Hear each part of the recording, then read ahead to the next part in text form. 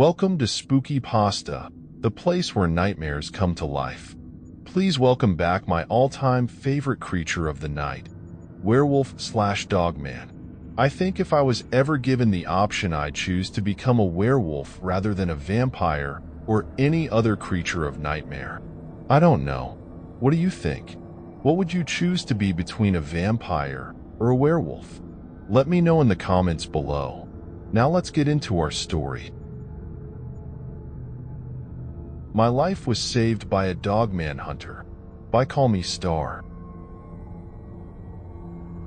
I was heading back into town with my buddy Joe, after spending the weekend out on a frozen lake, ice fishing and drinking beer. The fish were really biting too. Joe's SUV was stuffed to the gills with walleye and smallmouth bass. The northerly town of Kapuskasing was buried under a mountain of snow, the worst snowfall since the winter of '97.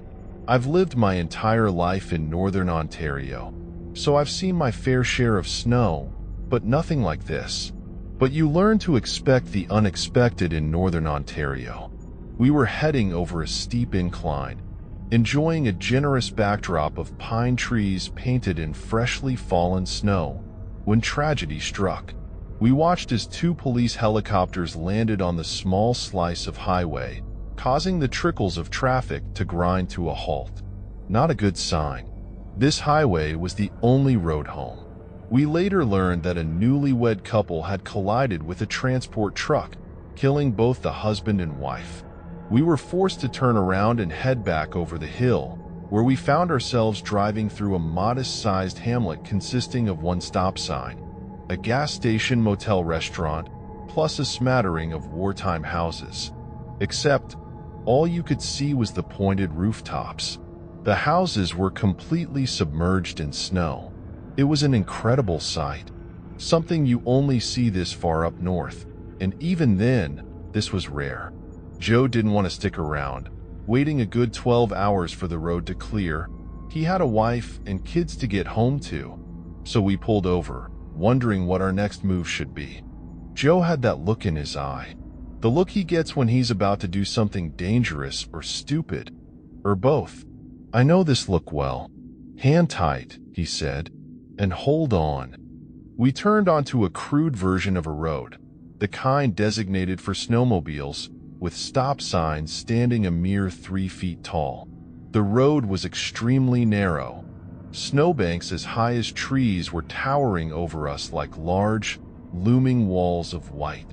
If anything were to approach, we'd have nowhere to go. There wasn't enough room to turn around. I was becoming increasingly uneasy. This is how people get hurt. Or worse. Are you sure this is safe? I asked, hating the sound of my voice. Joe ignored me, or simply didn't hear me. He was busy white-knuckling the minivan through the snow-tunneled trail, the glare of the setting sun blinding us the entire time. We drove for 15 minutes, knifing our way along the icy road, which was bumpier than a wooden roller coaster. It was obvious that we shouldn't be here. The impending darkness didn't improve my mood one bit either. I had a bad feeling about this. Joe stopped the van. "What's up?" I asked, not trusting the look on his face. Joe didn't answer. I could see his mind at work, assessing the direness of our situation. "I've got to turn this thing around somehow," he finally said. I couldn't see how this was possible, as we were sandwiched between two colossal snowbanks. Something flickered inside Joe's dark eyes. "What's that up ahead?" he asked, flashing on the high beams. "I think it's a road." It was. We edged a bit further, stopping at this makeshift road.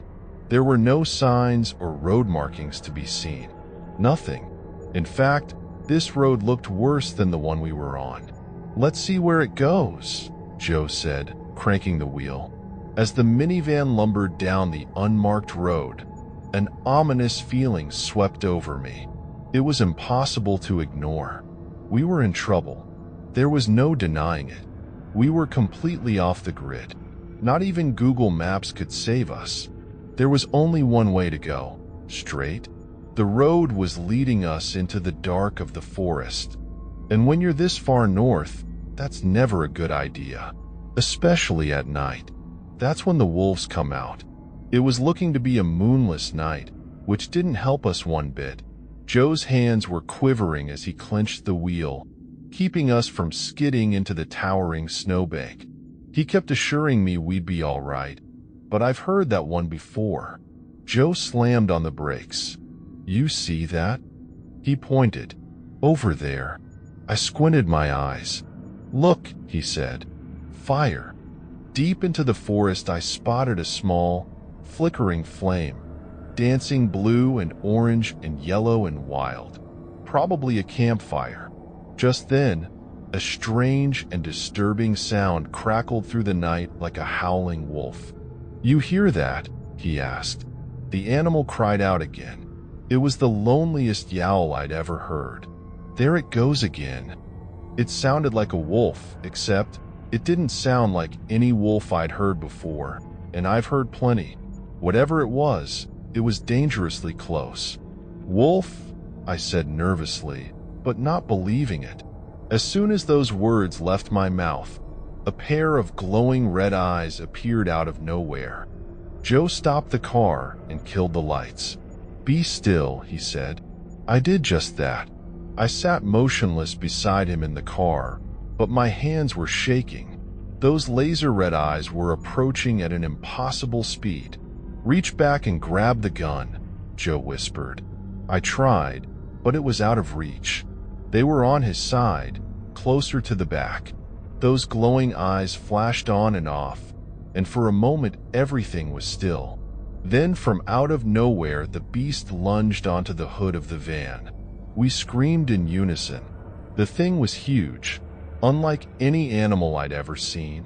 It looked like an overgrown German shepherd, except it was standing on its hind legs, like a human. It was snarling at us, making ungodly noises, thrashing about. The creature was long and gangly, frothing at the mouth, clearly rabid. "Dogman," Joe said, clearly astonished. "I don't believe it." Joe gunned it, looking to run the thing over and speed away, but the wheels were caught on ice. Without warning, the beast leapt off the hood and started scratching at my door. Its claws like daggers, tearing the door from its hinges. It smashed through the windshield, shattering it into a million pieces. With its dog-like face twisted in rage, the thing took a swipe at me. Its long, toothy claws just inches from ripping my eyeballs from their sockets. The SUV shook, spilling the cooler of dead fish. The smell was atrocious. The dogman disagreed. Before it could rip apart my throat with its curvy claws, the creature turned from me and trampled to the back of the van, where it devouring the fish in seconds flat. Its muzzle turned blood red. Watching it lick the fish guts from its paws was sickening. This isn't how I wanted to die.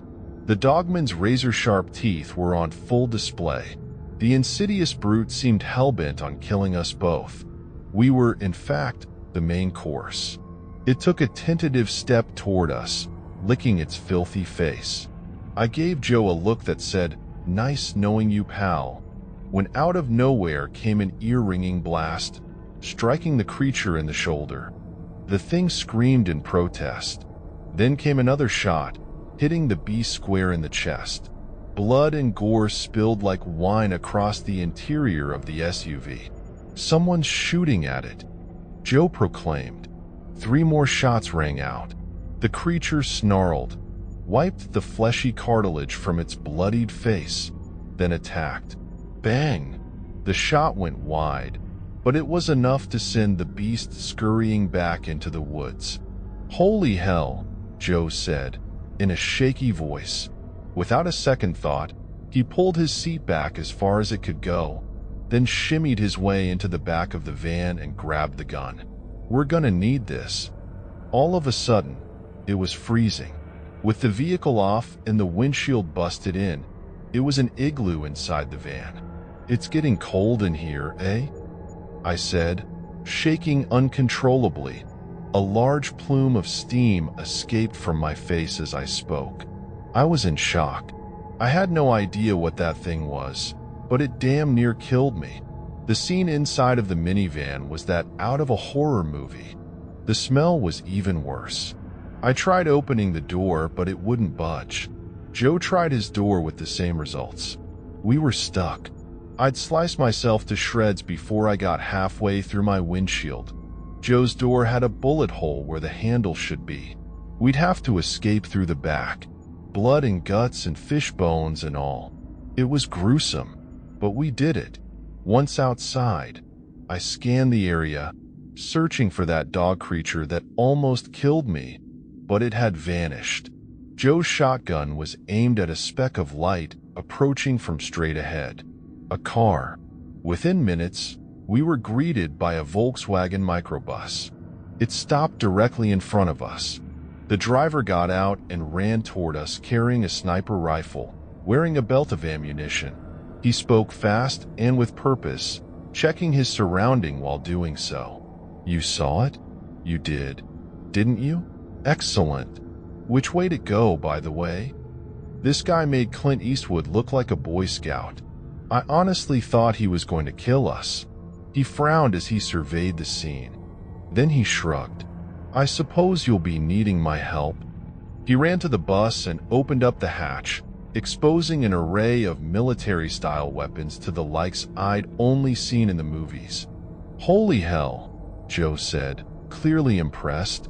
I remained quiet, unsure what to make of this heavily armed, red-headed stranger who literally just appeared out of nowhere to save our lives. But there seemed to be no other choice. Whoever he was, he drove us back to his cottage, regaling us with the history of this Dogman creature. He told us some pretty tall tales. His name was Patrick. Apparently, he's a Dogman hunter. He says he's never captured one, but claims to have seen 4 or 5, wounding 2 of them. Pesky bastards, he says.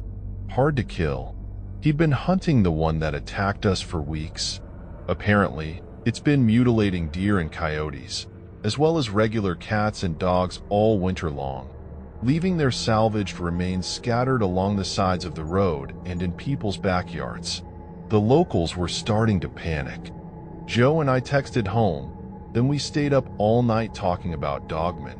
I was having a hard time coming to grips with all this, seeing as how I almost died at the hands of one of them. Joe, on the other hand, was enthralled. The next day, we drove back to the SUV to inspect the damage. When we arrived, the van was completely dismantled and destroyed. It lay in ruins.